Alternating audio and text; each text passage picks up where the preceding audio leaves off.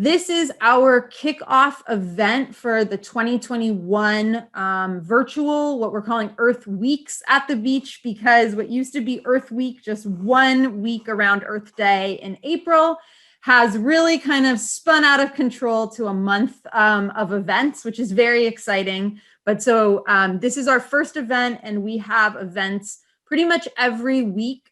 Some weeks we have multiple events running between now and April 22nd. And then the actual week of Earth Day, we're going to have our Innovation Hour Sustainability Showcase, which many of the students here probably are going to have projects in. And on that same day, and conveniently, just afterwards, Long Beach Sustainability, and I don't know if Kristen, you want to jump in at all, you don't have to, but they're having their Earth Day event. So I encourage everyone to check that out. Good time to maybe network and meet folks and learn about Long Beach sustainability. And then we are going to kind of close our Earth Weeks month with a really great panel of youth climate activists. And that's going to be on Thursday, the 22nd. So 3 weeks. And this is part of our climate justice equals social justice theme that we've been working on this year. And so I think that's going to be very kind of dynamic and interesting to hear from for people who are doing really amazing climate leadership as kind of young folks. We are really lucky today for our Green Jobs Roundtable to have 4 local people who are working in environment and kind of sustainability or green jobs fields. And I know that that is an area where there's a lot of interest with students in finding jobs, career pathways, or kind of learning how to get into the green jobs sector. And this panel was co-organized by 2 student groups working together, the Geography Student Association and the ESMP Environmental Science and Policy Club. And our moderator today is a geography student, Kathy or Kat Azam, and she will be helping with fielding questions in the second half of the event. And so we're going to begin with each of our 4 panelists. Introduce yourselves as you go, doing about 8 to 10 minutes of commentary, and then we will open the floor about 5:45 to questions from the group, so that we can kind of understand, everyone can understand what you can be doing as students to prepare yourselves for green jobs as you are getting ready to graduate or you're considering graduate school. So it'd be great as a panelist, if you want to kind of tell us as you introduce yourselves, in addition to your comments, maybe a little bit about what degrees you have or what fields you studied in, if that's helpful for our students. So without further ado, we can kick it off. And if this is okay as the lineup, Emily, if you're okay to start, I just kind of a random way of doing it, but we can go in this order. So I'm going to stop sharing my screen so that we can spotlight the speakers. And all right. So let me know when I can okay start. Go for it. Thank you, Emily. Great. Thanks, Lily. I appreciate the introduction. I'm really excited to be here and chat with all of you. I do want to give you one disclaimer, and I feel like I still do this even a year into this with Zoom. My 2 smallest coworkers are literally in the room with me right now. You might actually hear my daughter. She's looking at a book and narrating it. She's 4, so she can't actually read all the words, but she's narrating it. So you might actually hear her in the background. Welcome everybody. This is really cool to be able to connect with you. I can give you a quick overview of sort of who I am and what I do, and I look forward to your questions moving forward. So my name is Emily Yam. I'm the Senior Manager of Education at the Aquarium of the Pacific. I actually got there in a weird way, but I have my training is I have a bachelor's degree in biology. I have a master's degree in teaching, and I was licensed to teach secondary science education. And then I actually went and got another master's degree in oceanography. So I have 2 master's degrees. And then I read about the aquarium in a surfing magazine, never heard about it before, thought, oh, that sounds like a cool place. I'll check their website. They were advertising a marine science education specialist, and I applied for the job, got it, and moved out here. And so that was 14 years ago, and I've been at the aquarium since, just combining all of the things that I love to do.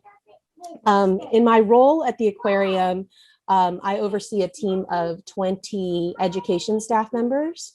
15 of them are educators, actually 19 now, sorry. 15 of them are educators and 4 of them are performers. So we actually have a small number of actors, they're puppeteers, who report to me in our department as well. In my role at the education department, I get to combine a lot of the things I really love. So education, helping students and learners connect to the ocean and the environment, and helping them sort of even approach wonder and questioning and inquiry, right? Those are the types of things that I do. And in my role, I oversee the professional development of our staff, the strategy of our department. I do the boring stuff like budgeting and things like that. Compliance, those types of things. But what's really cool is I also get to think about strategy. Can you actually open that? Sorry, lights changing in my room. The department strategy and sort of where we're going moving forward. So it's cool. I get to sort of get in the weeds about where we go and what we do. So that's what I actually find most fulfilling. I do a lot of grant management, project management that helps direct where our team is going and the priorities that we have. And I also get to combine, I guess, my passion for climate education, and I get to mix all of that in. We're also particularly interested in diversity, equity, and inclusion and justice. And so that's the new focus of my team moving forward. And so we want to look at how climate and marine science education impact all of those things for all of our learners. That's a little bit about me. Should I keep talking? Should I pass it on? It's up to you if you want to pass the mic, and then I'm sure there'll be a lot of questions because the Aquarium of the Pacific is very popular, and you can kind of come back in if, in which case. I feel like I've been talking a long time. I'd love to pass it on to, because I'd love to learn from some of our panelists too. So I would love to pass it on to the next speaker. All right, I think you're up, Annika from Algolita, where we probably have some students who've been interns of yours on here, in fact. Yeah, that would be awesome. Hi, everybody. My name is Annika. Thank you so much for having me here, Lily, and the organizing team. So a little bit about me. Actually about Algolita first. We're a local nonprofit that specializes in educating young people about plastic pollution and empowering them to take action. We're actually, listening to Emily, we have kind of a similar background almost in some ways, but we're a really small team. So that it's a bit different from the aquarium. We're just 3 people, and so we have some programs that we run, and as the education director, I take the lead on that. Although since we are a really small team, we work together for so much of what we do. So a few of the things that we provide for students, and we work with middle school, high school, and college level students, as well as the community. But we do things like we host summits where we bring people from around the world, well, we used to bring people from around the world who were working on plastic pollution together so that they could share their ideas and learn from each other and network and connect. But we've also just started an online platform that lets students kind of explore the issue of plastic pollution. So that's kind of what we do as an organization, and we're really focused on trying to push the boundaries of environmental education and what's sort of being provided and accessible to students. Because we're a small group, we can kind of think outside the box with the kind of resources that we're providing, which is really exciting. So I got into working on plastic pollution because as a high school student, I knew that I wanted to do something connected to the environment. I didn't know exactly what that was though. So during college, I have a background in earth sciences where I got to explore all different parts of environmental science. Actually everything from resource mining and that kind of thing to oceanography, geology, and astrophysics as well. So I kind of got to get a little bit of dip my toes into everything and decided to specialize in oceanography. And that really brought me to finding out about the issue of plastic pollution, which is, one of these really big, tangible, but also very urgent issues that we're seeing today. And we're also learning in real time and starting to make these bigger connections to the climate issue and also the environmental justice issue. And for me, this work I wouldn't want to do anything else. I mean, it's so fulfilling to be able to work on an issue that I really care about. And yeah, that's really what's also very exciting about this work is the fact that so many people are getting into it.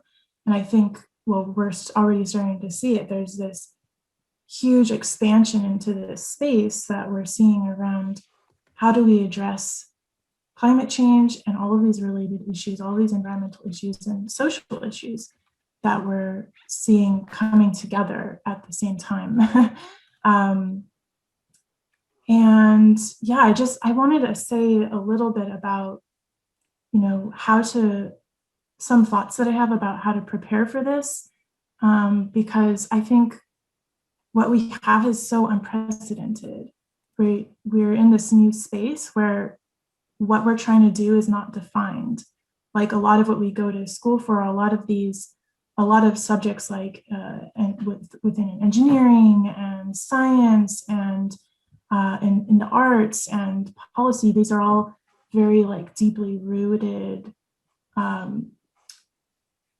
subject matters. And this topic of environmental science and how we're solving this is so, undiscovered still. There's, of course, a lot of work that has been done in the past, even looking at, of course, indigenous cultures, but there's so much to grow into. And I think that's what's really exciting, is that we essentially need everybody to invent their part of this, right? And I think that's what's so wonderful about this. But we're also seeing a lot of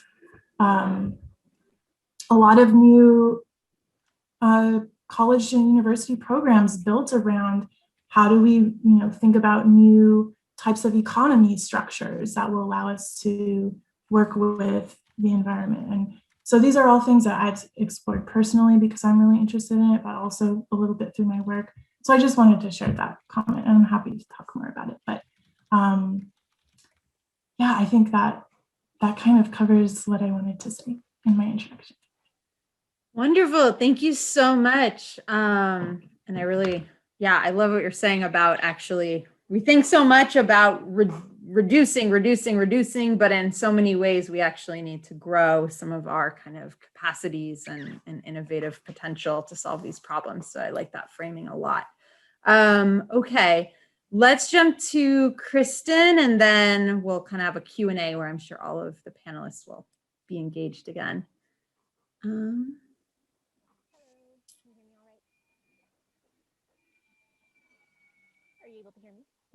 Can you make it a little louder? Is the mic? Yeah, 1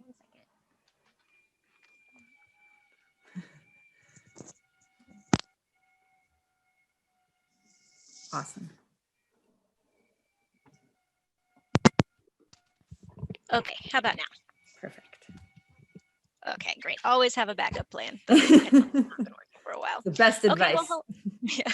Well, hello everyone. My name is Kristen Vega Payne. I am a sustainability analyst with the City of Long Beach Office of Sustainability. I am something what you would call an early career professional.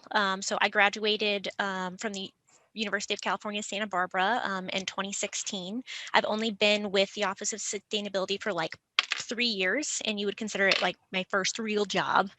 But what drew me to sustainability is that it's such a huge topic with so many different subcategories and niches. So there's really like a place for everybody. There's water, renewable energy, education. There's so many different diverse things that you can be paying attention to.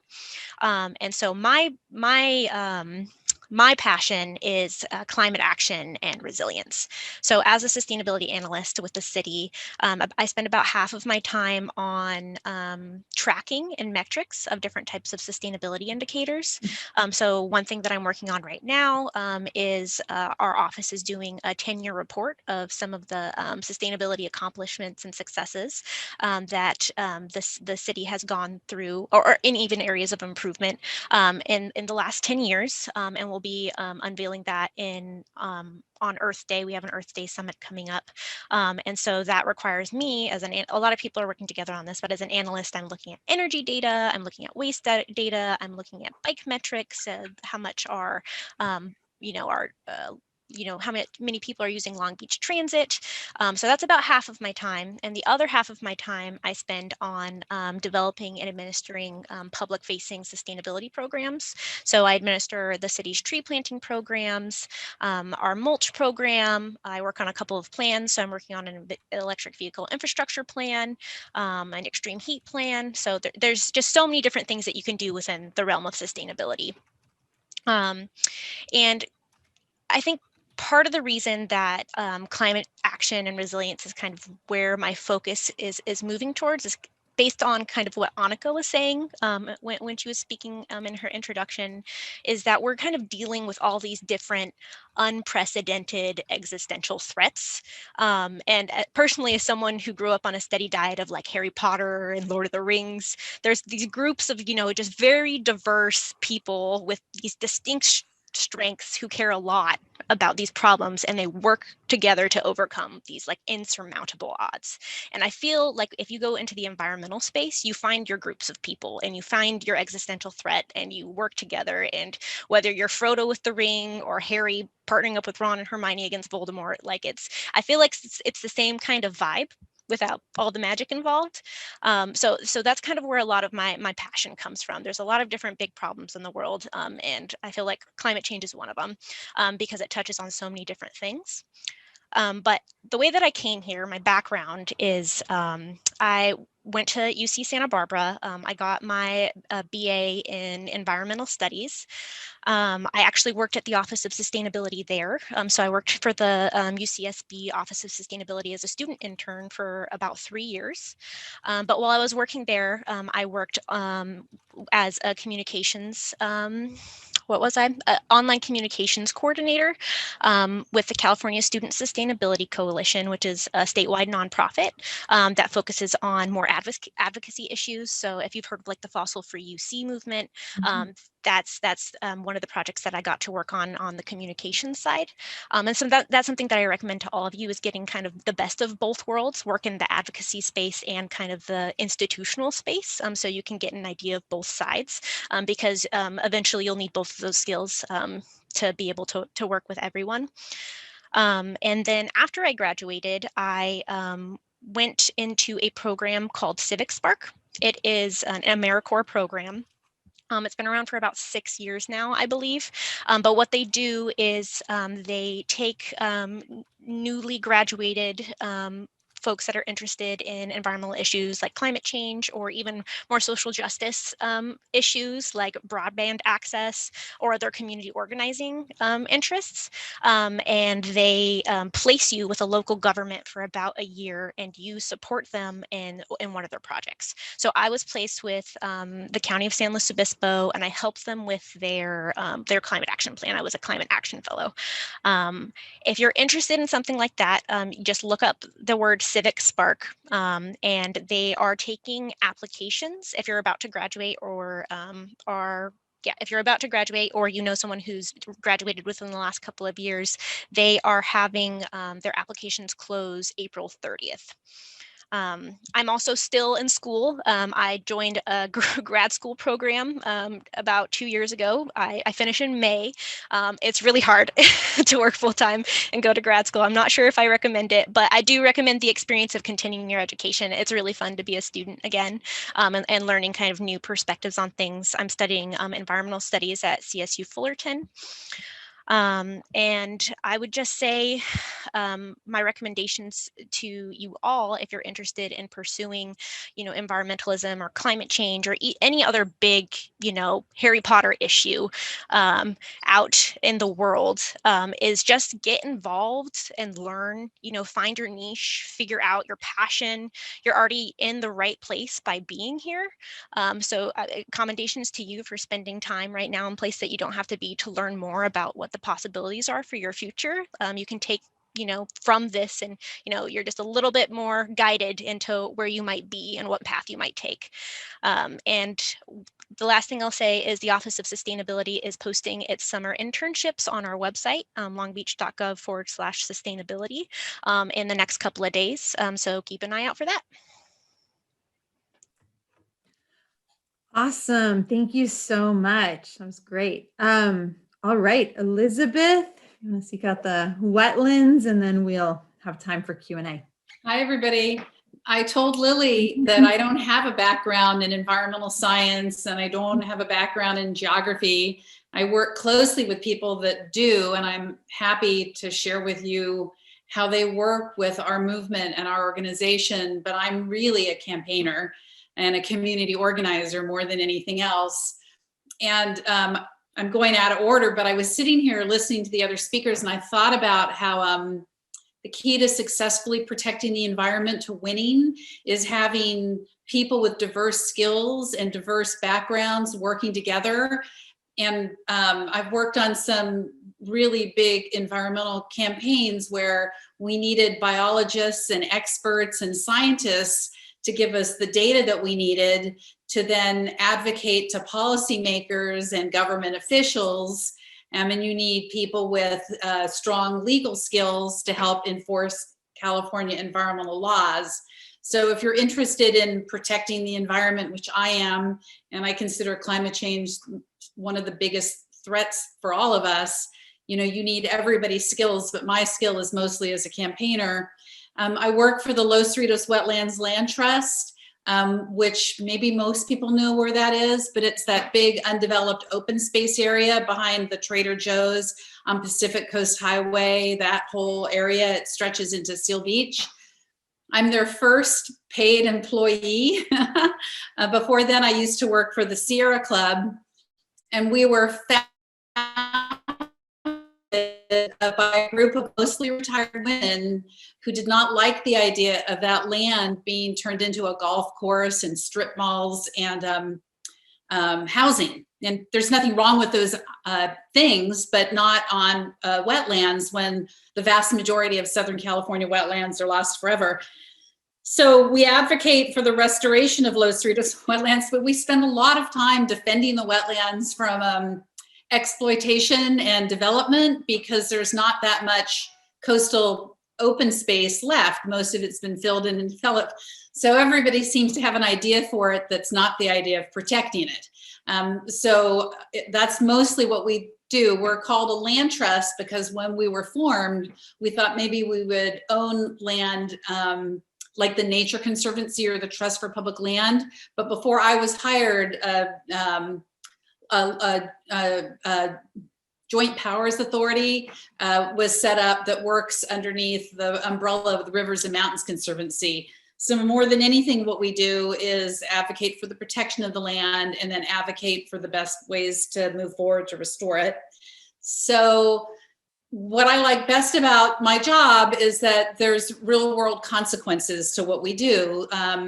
When we started, none of the wetlands were publicly owned, and now half are in the public trust, which means they're safe from exploitation and development, and there are plans to restore them. So seeing that real world difference is something that I really like. And I really like empowering people and helping people find their voice and find their strength to advocate for us. And it's not done like in the movies with big glamorous, moments right at the end, but it's incremental change. When I started with my organization, we had an email list of 2,000 people, and now 10 years later, it's 4,000 people. And that's a really big list for a little organization. So we're able to communicate to a lot of people about what's happening with the wetlands and ask for them to help us. And I have to tell you, I've really seen a shift in how people view that area from just dirty old weeds to something that could be really great for the community and for the habitat and for the biological resources that it provides. Something that I started that I feel really proudly about is, for years I was a social justice activist as well as interested in environmental issues.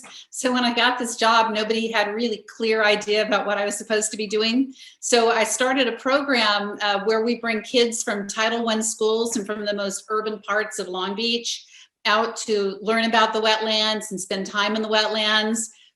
Kids from families with means can go on vacation to Hawaii or Yosemite. There's a lot of people who live right here in Long Beach who don't have the resources to do that.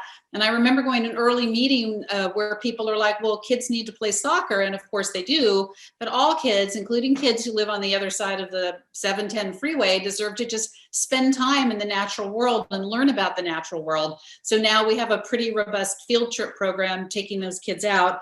And I love those kids, and they have a great time out there. And I also feel like we're nurturing the next generation of activists, because as I look at my colleagues here, I think to myself, people don't save a place unless they care about it and love it. And the way they get to know about it and love it is to spend time out there. So when I think about the Aquarium of the Pacific, for example, it provides a way for children to connect with the natural world, and hopefully they'll be interested in stewarding that when they get older. So like I said, we work with restoration ecologists and people who do mapping of the wetlands, people who do assessment of the kinds of plants out there. We work with this really amazing consultant that's worth checking out on the internet named Travis Longcore, who's done groundbreaking research on the effects of nighttime lights on plants and animals and for sensitive species. And we've used his data to advocate for the kind of lighting that would be around the wetlands. So I got into this because I started off as an activist on nuclear weapons issues and peace and justice issues a long time ago, like maybe before your parents were even born. And then from that, I found community and I found people that I really connected with. And the thing about being an activist is you meet people that are optimistic and hopeful that they can make a difference in the world. And my whole life has been devoted to empowering people and making, because it's true, people feel like they can make a difference in the world. And it's hard, right? There's a lot of money and resources and power with corporations and the corporate structure, but you can win, and we have, and that's what keeps me going, because I think about my legacy and what we would leave for future generations, and that's a safe, green planet. So that's me. I don't know if that answers any questions, but that's my story. Okay, awesome. Thank you so much. And I think it's amazing to see that, there's space for all kinds of skills and areas of expertise and interests in this kind of work. And we have amongst us students that are scientists, students that are activists or aspiring activists, organizers.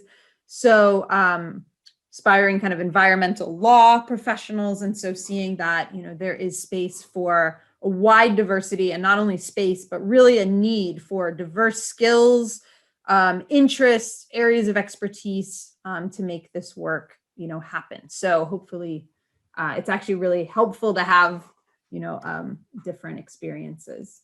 So at this point, we have about just under an hour actually, and we can open the floor to questions from the group. I'm gonna start by seeing if Kathy, as our moderator, has any specific questions that you wanna ask to the panel, or we can kind of open up broadly to allow people to pose questions to our panelists. Sure. So one question that I think a lot of students might have is, what do you look for when bringing new members onto your team? How can students interested in entering this career sector prepare? Any do's or don'ts that you may have? So we can go ahead and start in the order that you guys introduced yourselves. So we'll start with Emily. Sure. So we get this question a lot, right? Because I think a lot of people are like, "Ooh, the aquarium." Sorry, June. Thanks for sharing. I'm actually talking right now, so give me 1 minute, okay? I'm a mom. It's fun. So I get the question a lot, and I think the most important thing from my perspective, well, we always like good customer service or sort of like good people skills, but the thing that I value the most is storytelling, because when you are in the public face and you have to make connections with people quickly, sometimes as quick as 10, they're there for 10 seconds to talk to you. Sometimes they're there for an hour to talk to you. I think great storytelling skills matter, and it's a really wonderful skill to have. I don't ever look at coursework. I don't even look for a degree, to be honest. I look for storytelling, charisma, and friendly people who are willing to learn, work, receive good feedback, use that feedback to get better at their job. Those are the types of skills that I look for when I hire.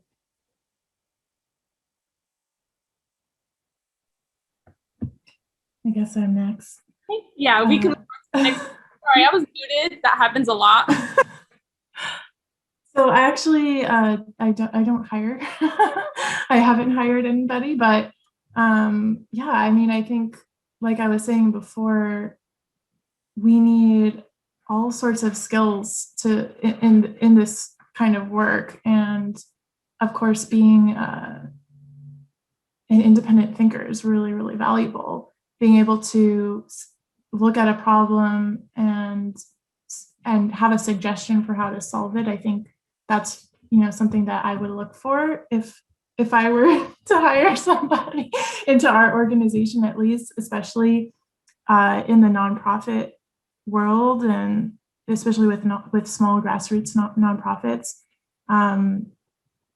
Yeah, there's really so much space to grow, and I think being able to bring a new idea to the table is really, really valuable. And of course, that requires creativity and really just solid skills and having a solid background and understanding of where you're coming from, and continuing your own learning so that you can stay up with what's going on. That's really, really challenging. And so being able to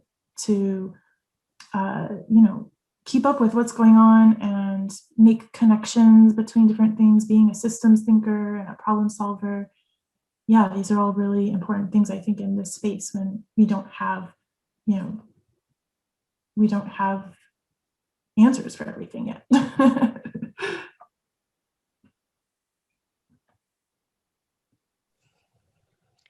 Okay, we'll move on to Kristen. If I butcher your name, please let me know and correct me. Okay. Yeah, it's Kristen. My parents threw a Y in there for some reason. Just dealing with it my whole life. But yeah, so our office has a lot of different types of internships. So like for the summer, ones that you might see are for our green business program or our native plant nursery, or our, for me, it's usually more on the analytical side. So, you know, energy analysis or greenhouse gas inventories. So the first thing that we really look for in all of the resumes that we get is relevant experience. So relevant experience to the position that you're applying for. And so that's what gets your foot in the door. But what stands out in the interview and that can give you the edge over someone who may have more relevant experience is someone who has a very focused and obvious passion. So I really like a person who can nerd out. And nerding out doesn't mean that you have to know everything about the subject. It means that you know how to ask good questions. It means that you pay attention enough to ask good questions and the right questions to keep learning and you know, collect more information about the thing that you're passionate about. And so I think that that's important for any job in any sector, is that you have, you know, an obvious interest in what you're doing. And I want to second, you know, everything that the other panelists have said so far about learning and communication skills. But yeah, that's all I got.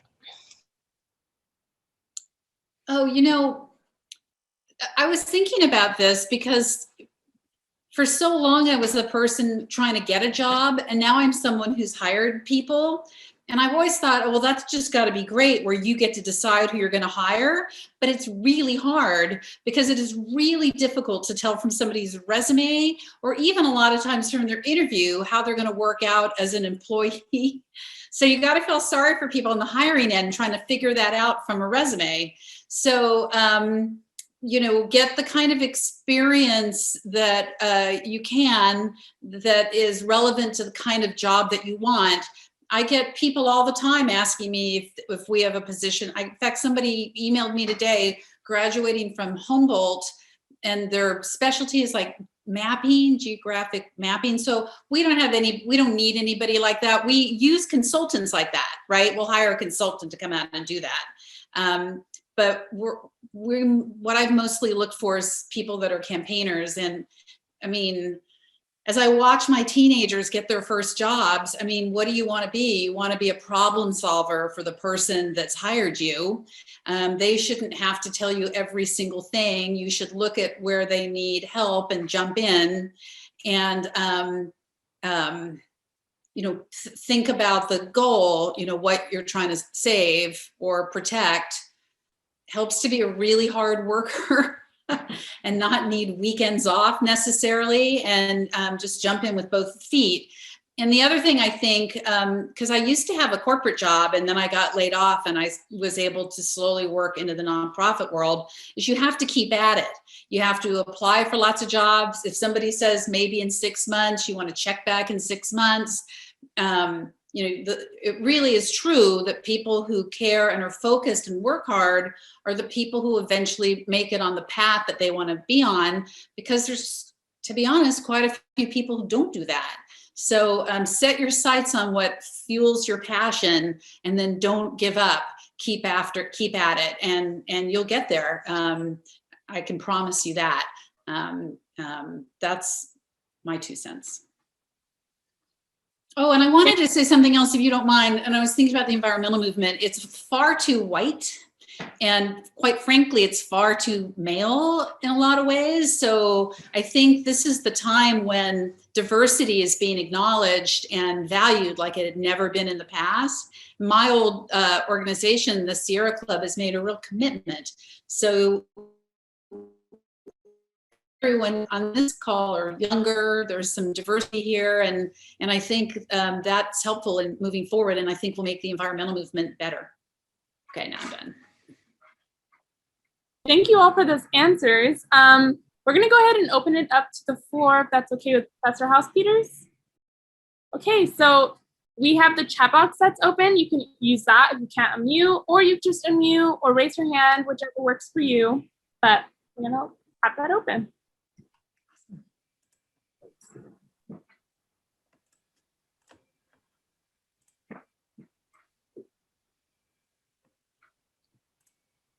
There's 48 participants. I'm sure someone has a valuable question. Claudia? Yeah, I think, and then. There's one in the chat box. Do you get to travel anywhere with your positions? If anyone wants to answer that, you may. So I can answer really quickly. Before COVID, I actually traveled regularly as a part of my job, and that's because I oversee projects and partnerships. And so it's pretty fun because I get to go to other zoos and aquariums, and that's a lot of what I do. It's a relatively small industry, so we sort of know everybody, and that's fun. In my training, sort of leading up to this, I also traveled and did field work with that too. I really encourage you to do it. If you're going to go live on a boat, go do it soon. It's fun. It's worth it. It's an adventure, and do it when you're young. Like, I think it's a great time to be exploring and learning those like problem solving skills and all that.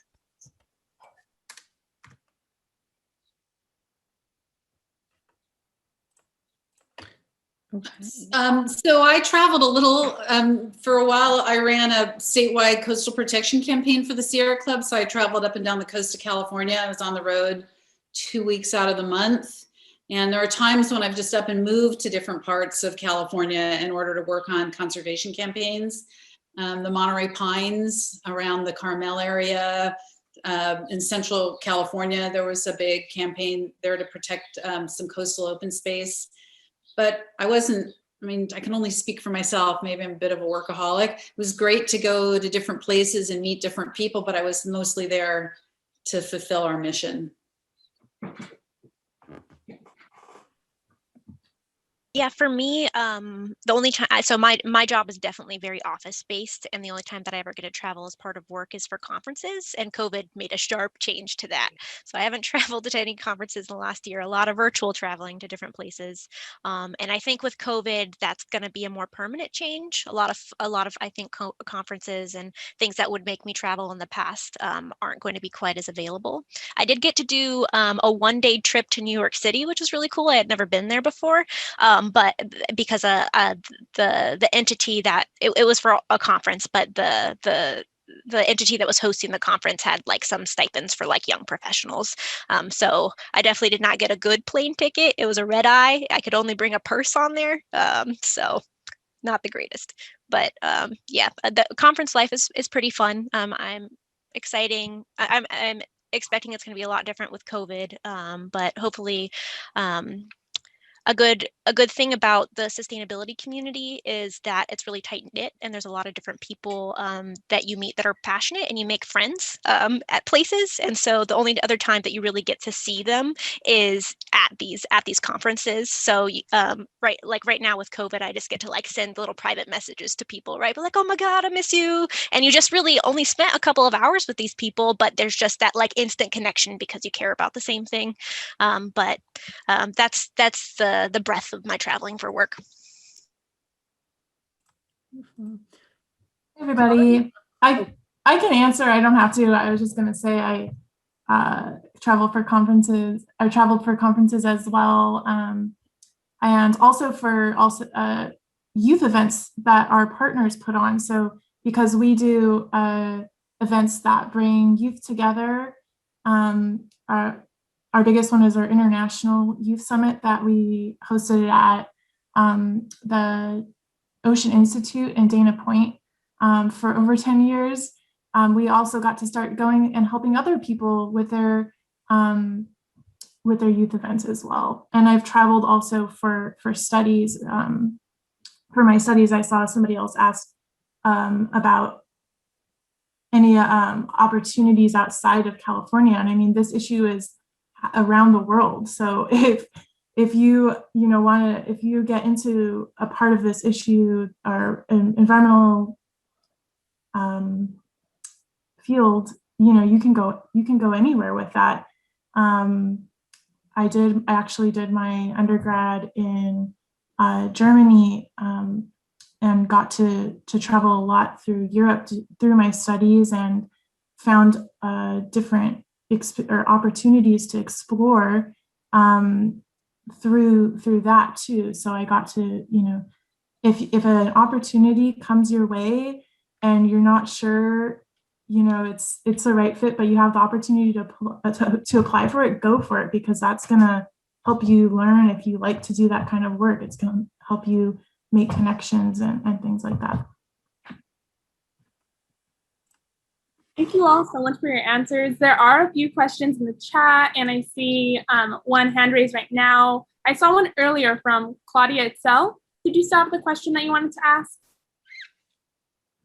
Yeah, thank you. So I just wanted to tell Elizabeth that I appreciated their comment about the field or movement being too white and the need to include people from diverse backgrounds and experiences. Because as a student, a Latina student in a predominantly white male field, it often feels like my experiences or point of views are excluded or just kind of like pushed aside when I try to like think of solutions that include my community.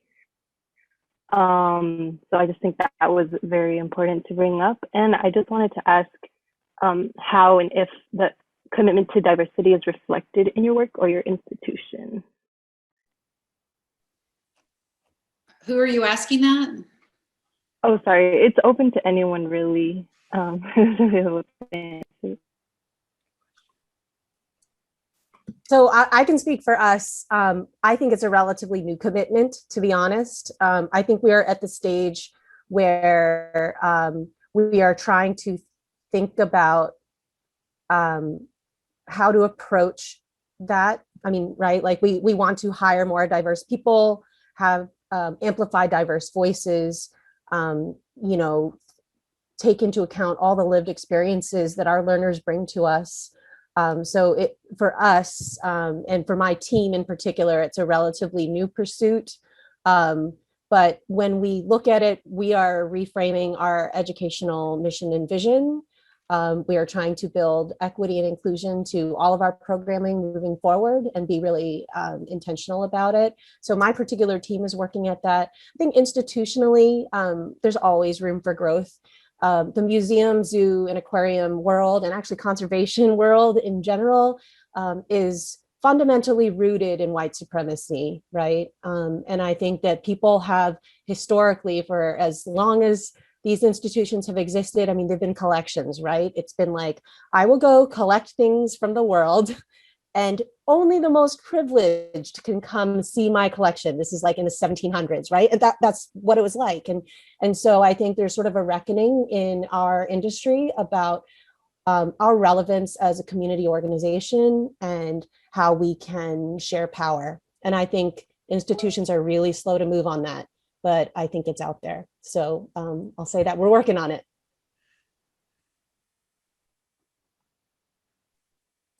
Yeah, for the work that I do and that our office does, I think it's recognizing that a lot of this work around equity has been being done for a really long time. A lot of people have been asking to be heard for a while.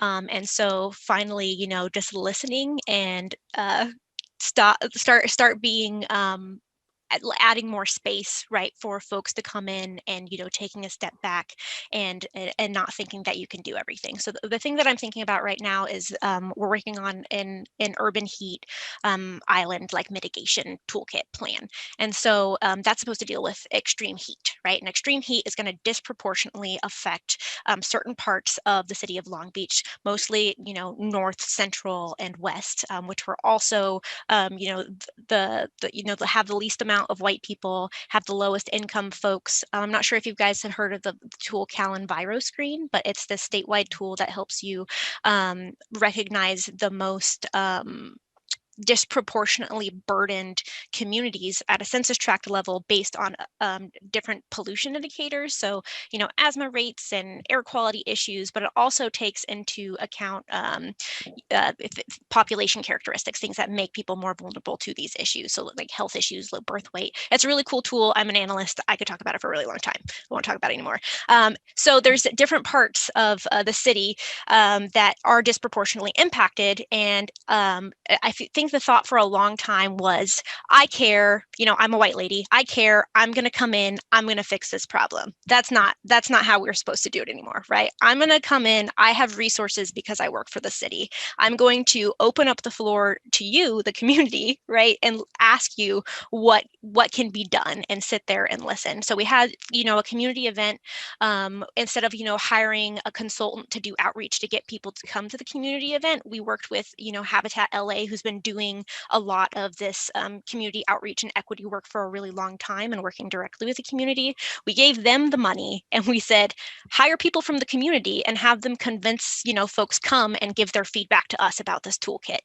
So it's kind of just reframing the work. People should be paid for the work that they're doing. We shouldn't ask them to volunteer to do it. I'm talking a lot right now. I should talk a whole lot less, right? And we should listen a lot more. And I think in terms of like equity with hiring practices with the city, I can't talk too much about that. I'm not really on like the human resources sides of things, but I think that's starting to become a more important conversation. I urge everyone to look up the Framework for Reconciliation Initiative. The city, after George Floyd's death, or George Floyd's murder, did a series of listening sessions with the community and put together kind of an action plan on how to reconcile the deep institutional racism that this whole, most cities are built off of. So they're recognizing it, the plan's there, but accountability comes from our residents, right? So as long as y'all are paying attention and are asking for change, that's the way that work gets done around these issues. And if I might add, Claudia, you just have to keep at it, right? I mean, change comes slowly, but it happens. There's that famous saying by Martin Luther King that the arc of the universe bends slowly, but it bends towards justice. So it doesn't happen as fast as it should, but if people work on themselves and do what they can within the community, then we'll get there. It just happens slowly.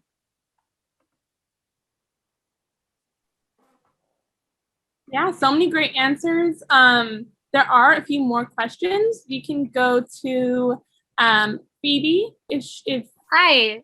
Yeah, I can speak up. I don't mind talking. Thank you, Kathy. I just wanted to ask if any of the speakers know of opportunities, jobs, groups, activism, otherwise, outside of the state of California, or if you have experience with other opportunities outside of this one state. I just like looking at opportunities across the United States. So yeah, if anyone wants to share any experience in other states, that would be awesome.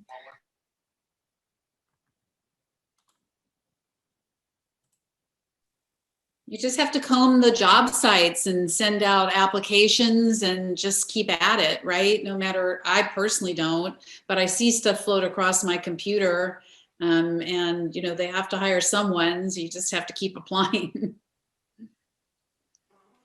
I actually, oh, sorry, go ahead. No, go ahead, Emily. Oh, I was just going to say, the weirdest opportunities that have like magically happened to me happened because I took a risk. And I think that, so if you're looking to like move out of state, travel, do something a little different,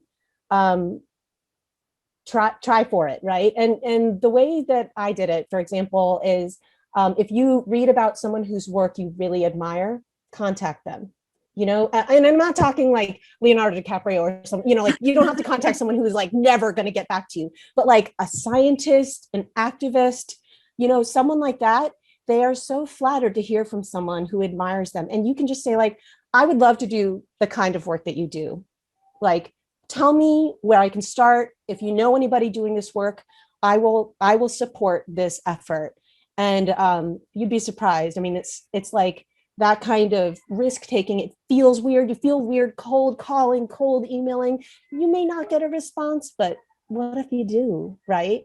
And that's the thing that I think is so amazing, is that there's always that one scientist that's like, actually, I know someone who's doing the thing, or I know this activist who's working on this campaign and looking for some help. And it may not be a slam dunk, but like to Annika's point earlier, like I think if you're flexible and willing to get what you learn and sort of go with it, there's tons of opportunity out there.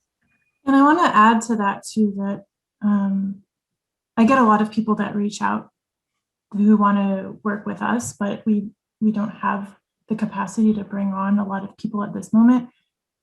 So, but I know a lot of people in my network. And so if you can just get hold of somebody in an area that you're interested in, they can probably connect you with a whole lot of other people that might be able to provide a position or just lead you to the next step. So yeah, just having those conversations is so helpful. And I also want to say, well, I just found out about this other resource that's called Climate Base, I believe, and it lists all sorts of different climate related jobs. So I was trying to find like a way to find climate jobs that are out there. And yeah, I think this is a really cool resource that you can explore.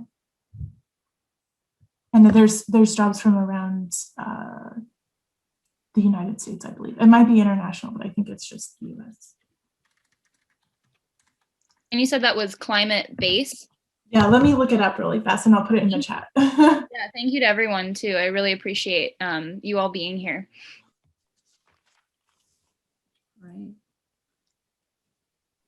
Yeah, the only thing that I would add, maybe if you're thinking of out of state, well, I guess a couple of things.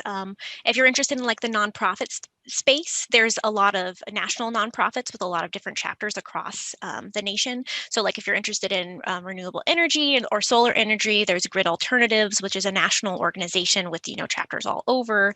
And you can also explore the partnerships or the national like coalitions, those sorts of things of the places that you're already involved in. So, you're a student at CSU Long Beach. CSU Long Beach has a lot of different partnerships with, other universities and other organizations. There's all sorts of different research connections.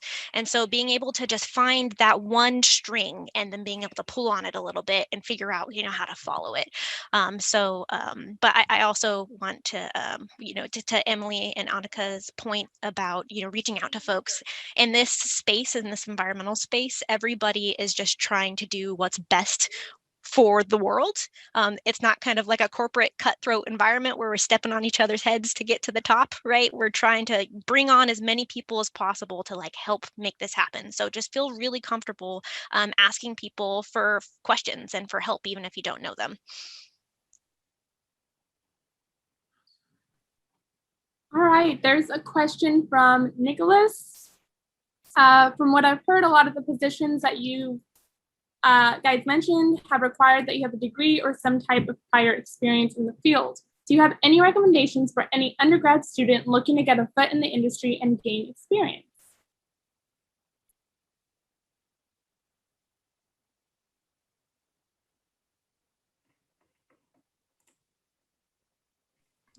I don't know if this is super helpful, but the way that I got experience to start with was through my studies and opportunities that came through that and out of that.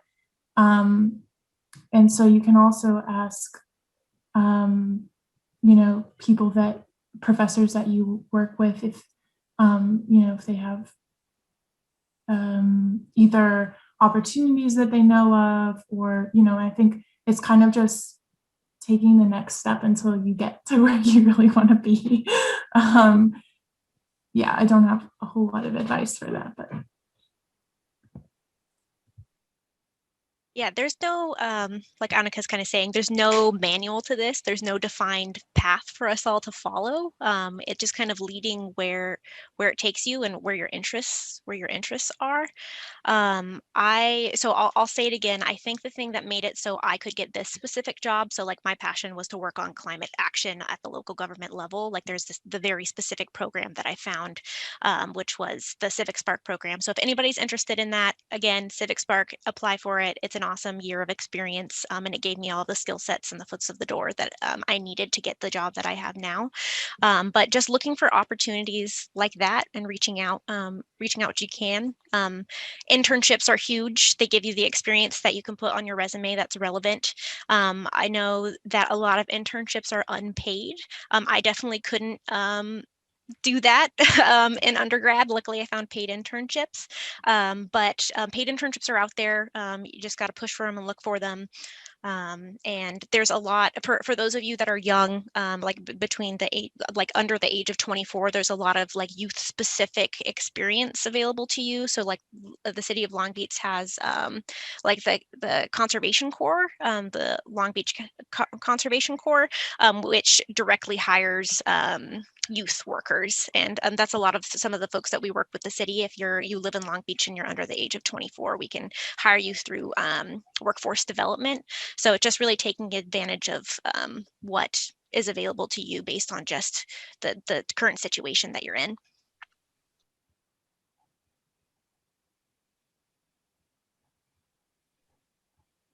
Okay, there's a question from Jose Luis. You can go ahead and unmute yourself if you would like. Thank you. Hi, everyone. I just first want to thank the speakers. I enjoy hearing your journey and your insight. It's very inspiring and motivating. I recently graduated from, well, not too recent. I graduated last year.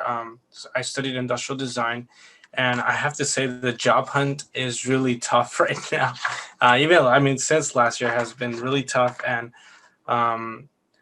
I've learned quite a few things, and I wanted to just ask for some advice because I'm struggling, and even though I've been fortunate enough to like get into a fellowship with the Clean Tech program and have been developing other skills, I'm having trouble with what I studied, and then finding something what I studied into like in that environmental space. Even though I find jobs, I guess presenting my skill sets or what I studied to them, like the companies, is hard to do. So I studied design, and design has the way it's taught at CSULB. It's not there's nothing like really environmental about it, but the skill sets that I've gained through that study have to do are a great asset for like project innovation or product and service creation. And so like now me with the passion on sustainability, I'm having that trouble of aligning my skill sets to those environmental roles, because usually they want a background in environmental, like knowledge, right? So I don't know how to do that. And what do you recommend to do that? So far what I've been doing on my own is networking with other green leaders and learning more about like different industries, and that's been helpful, but I feel like I'm missing something. I have a comment on that. I again, I don't know how helpful this will be, but something that I've thought about is that we have all of these industries that provide the things that we use in our daily lives. And I've worked a little bit with the design department. I did a talk earlier this semester for the design department at Cal State Long Beach. I don't know if you'd be able to see that recording or something, or if that's what you're interested in, but your skills could be applied to solving a lot of the problems that we see in the plastics issue, with finding alternative ways to get products to people that don't require disposable packaging. And it's not just with packaging, it's with everything that we use in our daily lives. And so my comment is how, like, I feel like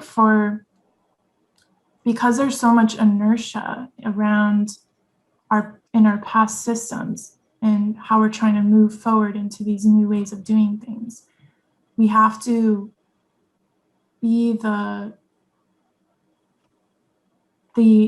I'm going to use the same word, like we have to invent what we need to see. And I think there needs to be a lot of entrepreneurship around that. Because I have a feeling you're struggling because there just aren't a lot of those opportunities yet. I think they're starting to come, but maybe it would be helpful to think about it as how can I go into a company that's not necessarily has an environmental stance from the outside and change it from the inside and start to introduce your passion for the environment through your skill set, which is design, and help them shift from the inside. Because I think there's just not that many stated opportunities of what we need, right? It's unstated as of now. And so Right. you're the idea person behind it that needs to come in to whatever niche you're interested in and say, okay, how can I shift this? We need a lot of people like you to step up to make those changes happen. You're not going to find a job position for it. It just doesn't exist. It's something that will hopefully exist in the future as people realize, oh, this is something that needs to happen, but it doesn't exist right now. I was looking through the climate-based jobs list, and so much of it is around like data analysis, and like there was a company that's doing drone seed planting to mass plant forests. But so much of it was very tech related, and I think we do need the idea people as well, and the design people, the people that are going to help us visualize these new ways of doing things, new ways of building our communities. Yeah, so that's my 2 cents on that. I'd love to add to that because I think there's such a great nugget there in terms of opportunity. So sometimes when you apply for a job, you're like, I am applying for a job at this place and I cannot imagine working there. But I think sometimes you got to be open to those opportunities, especially for your first job, because there are things that you learn at your first job that you don't have opportunity. You don't have time to learn by the time you're out of your early career, right? So how to act, how to operate in a team environment, how to get good feedback, how to communicate across a team, across different teams. Those are the types of things. So sometimes you can apply for a job. So in the world of industrial design, there's lots of regular jobs for companies that seem very mundane. And the reason why I say this is because I am married to an industrial designer. Oh. And he, and so like when you, at the outset, you'd be like, oh, you design appliances, right? But what happens is when you enter a space like that, so this is to Annika's point, when you enter a space like that, that space needs disruptors. They need people who can change the conversation. And so they hire you because you have the portfolio, you have the interview skills, you like wore your good outfit, right? Like they're the things that you sort of have to do to get the interview. But once you get there and you sort of get the culture, the norms of like operating in that system, I dare you to push the boundary a little bit. And that is how we make progress in the sustainability and environmental movement is we disrupt from these normal structures, right? And so my husband, for example, is actually a very environmentally minded person, but like when he hires people with like the design experience, the team experience in these things. Actually, right now he's hiring a lot of user interface, so that's the next wave. But like those are the types of things that like when you apply for a job, you're like, oh, I can't believe I'm going to do this. But then you show up and you're like, I have this opportunity, right? And so that's your chance to like make your space, which I think is really cool. Okay. Also, if you want, you can drop me an email. And I can have him look at your portfolio. Awesome. All right. I will do. Thank you, Annika. Thank you, Emily. That's really great advice.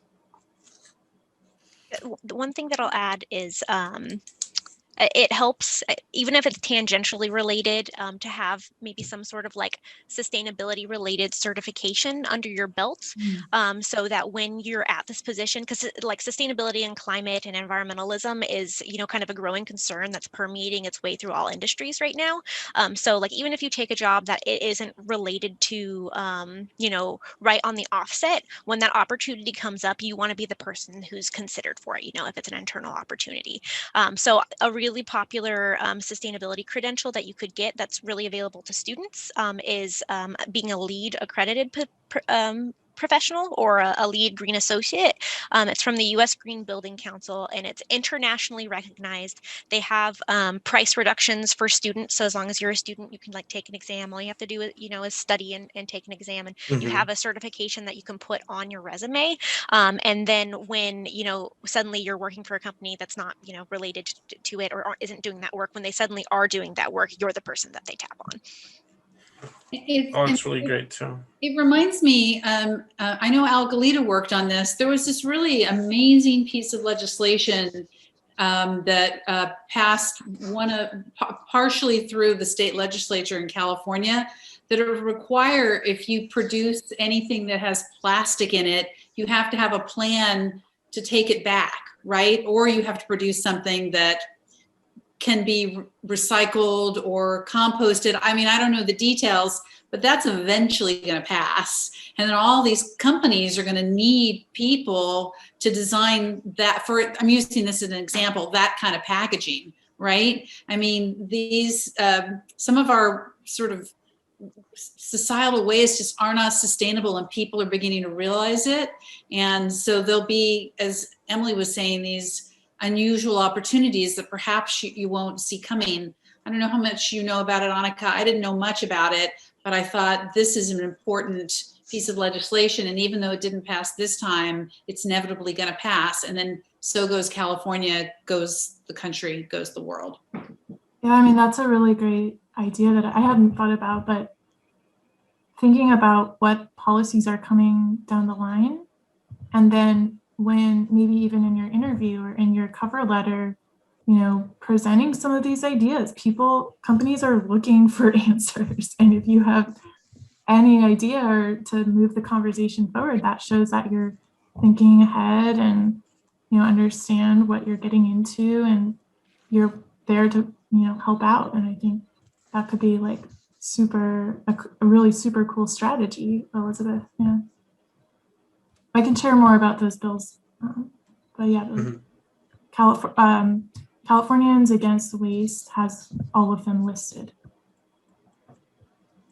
Thank you so much for all of that. Was writing down notes the entire time.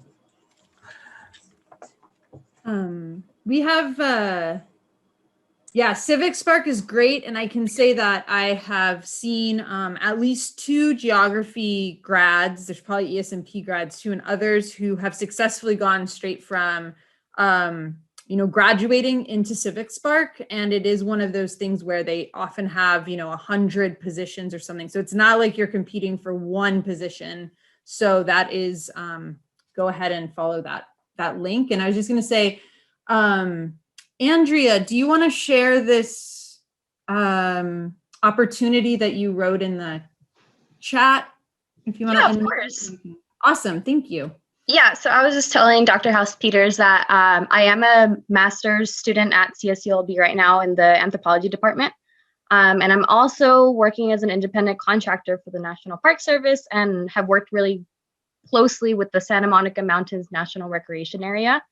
And I was letting her know that at the moment, SAMO Youth, which is the Santa Monica Mountains Recreation Area's youth program, has a couple full-time paid internships this summer that are available specifically to college students that are interested in plant and habitat restoration, trail maintenance, and community engagement. So if any of you guys are interested, they have information on their Instagram page. I'll go ahead and put their Instagram handle in the chat. But yeah, they pay $16 an hour. I interned with a similar program with them, like, I think it's been like 2 years now or a year ago. It's a really great program. There's a lot of opportunities for like growth within the Santa Monica Mountains, like recreation area. So yeah, if anyone's interested, it's due this Friday. So I would definitely check them out soon.